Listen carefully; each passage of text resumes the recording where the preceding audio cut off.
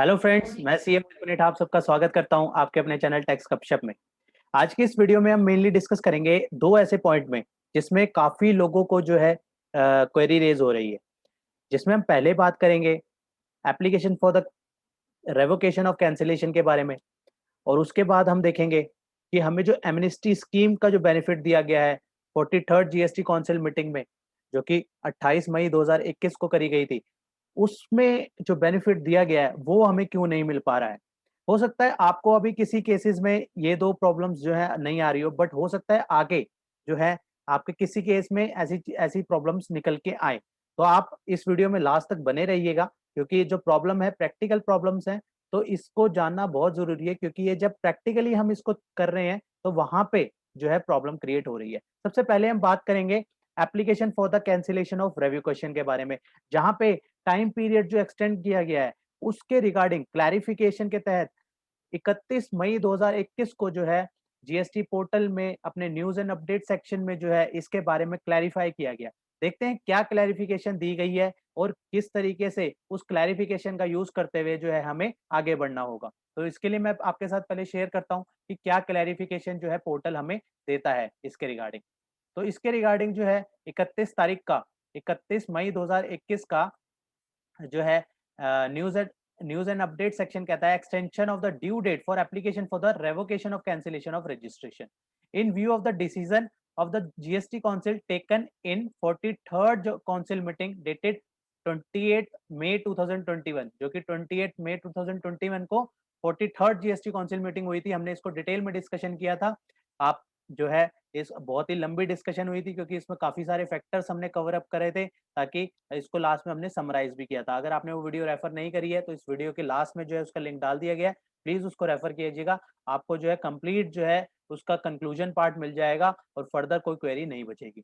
तो इसको इसमें जो कहा है कि जो डिसीजन लिया गया था जीएसटी काउंसिल में 43rd जीएसटी काउंसिल मीटिंग में, the time line for the filing of application for the revocation of cancellation for those applicant for whom due date of filing such application fall between 15th April to 29th April 2021। यहाँ पे जो mention किया गया है जिसकी due date, ये ध्यान रखिए, जिसकी ड्यू डेट फॉल कर रही है इस टाइम पीरियड के बीच में 15 अप्रैल से लेकर 29 जून 2021 के बीच में जिसकी टाइम लिमिट फॉल करेगी, उसको जो है 30 जून 2021 तक जो है एक्सटेंड किया गया। तो इसके लिए हमें प्रोविजन क्या कहता है, प्रोविजन की क्लैरिटी जो है समझनी जरूरी है कि इसमें इसके रिगार्डिंग रेवोकेशन ऑफ कैंसिलेशन के बारे में अगर हम बात करें तो रेवोकेशन ऑफ कैंसिलेशन के लिए जो सेक्शन कहता है, सेक्शन 30 जो है इसके रिगार्डिंग कहता है कि सेक्शन 30 में बताता है कि इसके लिए अगर हमें जीएस जो है एप्लीकेशन डालनी है for the revocation of cancellation, तो हमें 30 डेज का जो है टाइम पीरियड प्रिस्क्राइब्ड होता है इसके लिए। ठीक है, कैंसिल ऑर्डर के जो हमारे पास ऑर्डर आता है उसके 30 डेज के अंदर जो है हमें रेवोकेशन की एप्लीकेशन डालनी होती है। इसको प्रोवाइजो जो होता है, proviso to section section 30 subsection 1 जो है वो बात कहता है कि इसको जो है एसी या फिर जेसी जो है बढ़ा सकता है इस पीरियड को फर्दर 30 डेज तक। एडिशनल कमिश्नर या जॉइंट कमिश्नर जो है इस पीरियड को फर्दर 30 पीरियड के लिए एक्सटेंड कर सकता है। वो इसका प्रोवाइजो सेकंड प्रोवाइजो, अगर हम कहें इसको फर्स्ट प्रोवाइजो जो है वो बात करता है एसीडीसी की एक्सटेंशन के लिए, वो 30 दिन के लिए टाइम पीरियड को बढ़ा देता है, मतलब 30 + 30 यहाँ तक अगर हम बात करें तो 60 दिन की एक्सटेंशन हो सकती है। और जो second proviso to section 30 subsection 1 कहता है, वो इसको कमिश्नर जो है, कमिश्नर इसको फर्दर बढ़ा सकता है। कितना और बढ़ा सकता है? इसको 30 डेज और बढ़ा सकता है। राइट, तो हमारे पास मैक्सिमम हमें जो है एक्सटेंशन मिल सकती है 90 डेज तक की। तो हमारा जो भी केस है, चाहे वो 30 डेज का केस है, चाहे वो हमारा 60 डेज का केस है, चाहे वो हमारा 90 डेज का केस है, 30 डेज का हो हमारे पास टाइम पीरियड, चाहे हमारे पास 60 डेज का टाइम पीरियड हो, चाहे हमारे पास 90 डेज का टाइम पीरियड हो, ये जो टाइम पीरियड है वो हमारे पास जो है वो अगर इस टाइम मतलब मान लो हमारे को यहाँ पे जो है ऑर्डर आया, ठीक है, जिसका हमारे को 30 दिन, 60 दिन या 90 दिन, जो भी हमारे पास हमें टाइम अलाउ होता है एज द केस में भी, तो वो अगर हमारा टाइम पीरियड इस पीरियड में फॉल कर रहा है 15/4/2021 से लेकर, हमारे को ये जो पीरियड स्पेसिफाई कर दिया गया है, इस पीरियड में अगर हमारा जो है फॉल करता है, तो ऐसे केसेस में जो है हमारे को जो है एक्सटेंशन का बेनिफिट मिल जाएगा। तो इस तरीके से जो है हमें एक्सटेंशन का बेनिफिट लेना है, अगर वो सिर्फ उन्हीं केसेस में होगा जिसकी ड्यू डेट जो है यहाँ तक फॉल कर रही है। हमारा टाइम पीरियड क्या था, 29 जून तक। 15 अप्रैल से लेकर 29 जून तक का टाइम पीरियड था। तो हम अगर इस टाइम पीरियड के फ्रेम में आते हैं, यहाँ पे 15 से 29 जून 2021 तक के फ्रेम में आते हैं, तो हमारे को जो हमारे लिए ड्यू डेट बन जाएगी, वो हमारी जो है, जो एक्चुअल ड्यू डेट यहाँ फॉल कर रही होगी, वो ना मान के उसकी ड्यू डेट जो है हमारी 30 जून 2021 तक हमारी एक्सटेंड हो जाएगी। तो हमारे लिए फर्दर जो है इतना टाइम पीरियड एक्स्ट्रा मिल जाएगा। लेकिन वो तभी है जब हमारी ड्यू डेट जो है इस फ्रेम के अंदर आ रही है। अगर इस फ्रेम के अंदर नहीं है, वो पहले ही ऑलरेडी हमारी कवर अप, अगर हमारी ऑलरेडी वो टाइम पीरियड 15/4 से पहले ही खत्म हो चुका है।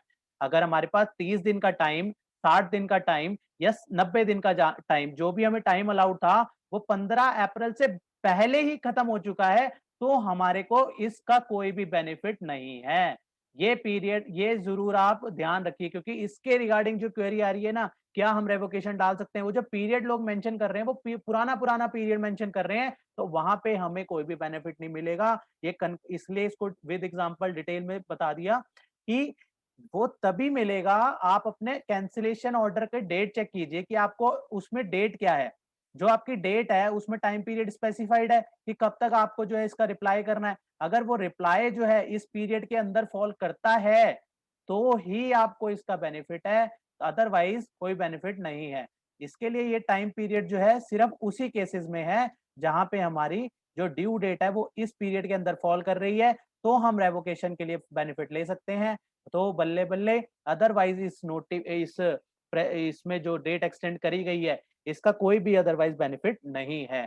ठीक है, अब फर्दर आई थिंक कोई भी कंफ्यूजन इसमें नहीं रहेगी। फिर भी अगर आपका कोई स्पेसिफिक केस है, आप जो है कमेंट बॉक्स पे मेंशन कर दीजिए या मेल कर दीजिए हमें, techsgupshup@gmail.com में आप अपनी क्वेरी मेल कर सकते हैं। राइट, अब हम स्विच करते हैं सेकंड सेकंड जो हम डिस्कशन करनी है आज। एक तो हमने कर दी revocation of application for the revocation of cancellation के बारे में। राइट, एक एक हमें बात करनी है कि जो एक हमें एमनेस्टी स्कीम दी गई है, इसमें जो हमें एमनेस्टी स्कीम प्रोवाइड करी गई है, एमनेस्टी स्कीम का बेनिफिट जहां पे लेट फी की मैक्सिमम कैपिंग, जिसमें लेट फी की, अब हम बात कर रहे हैं यहाँ पे एमनेस्टी स्कीम की। एमनेस्टी स्कीम में जो हमें मैक्सिमम की जो कैपिंग लगाई गई है, ठीक है, पुराने पीरियड की जो मैक्सिमम के लिए कैपिंग लगाई गई है, जुलाई 2017 से लेकर अप्रैल 2021 तक की जो इसमें पीरियड कवर करा गया है, इसके लिए मैक्सिमम जो है 500 जो है निल रिटर्न के केस में, अगर कोई टैक्स लाइबिलिटी नहीं है, और 1000 रुपए जो है अगर लाइबिलिटी है तो, अगर लाइबिलिटी है तो 1000 रुपए।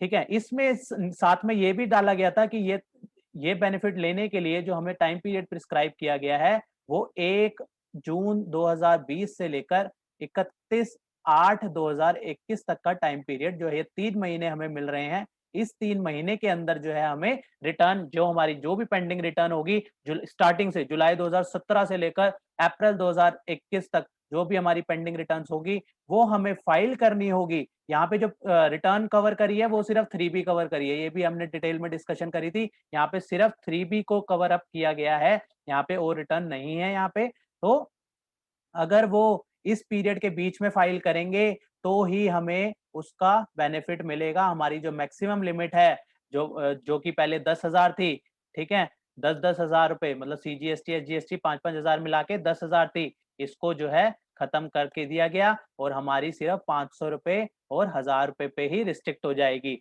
राइट, लेकिन प्रॉब्लम क्या आ रही है, आज 1 जुलाई 2021 के बाद भी जो है वो पुराने वे के हिसाब से ही जो है लेट फी पोर्टल ले रहा है।